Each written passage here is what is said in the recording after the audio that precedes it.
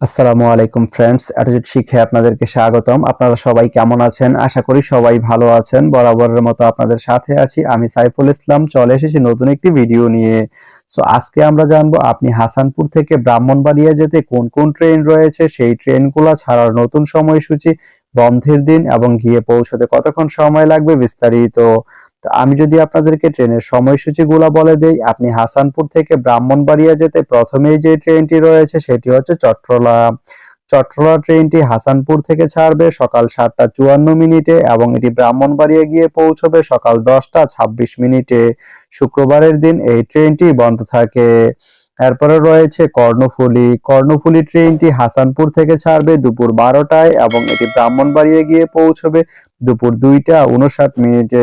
এই ট্রেনটির কোনো অফ ডে নেই। এরপরে রয়েছে ময়মনসিংহ মেল। ময়মনসিংহ মেল ট্রেনটি হাসানপুর থেকে ছাড়বে সন্ধ্যা 7:53 এবং এটি ব্রাহ্মণবাড়িয়া গিয়ে পৌঁছবে রাত 11টায়। এই ট্রেনটির কোনো অফ ডে নেই।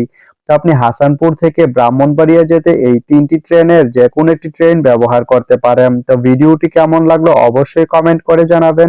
আর ভিডিওটি যদি ভালো লেগে থাকে বা আপনার কোনো উপকারে এসে থাকে তাহলে ভিডিওতে একটা লাইক করে দিবেন, কারণ আপনার একটা লাইক আমাকে অনেক ইন্সপায়ার করে নতুন নতুন আরো ভিডিও বানাতে। তো ধন্যবাদ সবাইকে ভিডিওটি এতক্ষণ ধৈর্য ধরে দেখার জন্য। ভালো থাকবেন, সুস্থ থাকবেন, অ্যাটিটিউড শিক্ষার সঙ্গেই থাকবেন।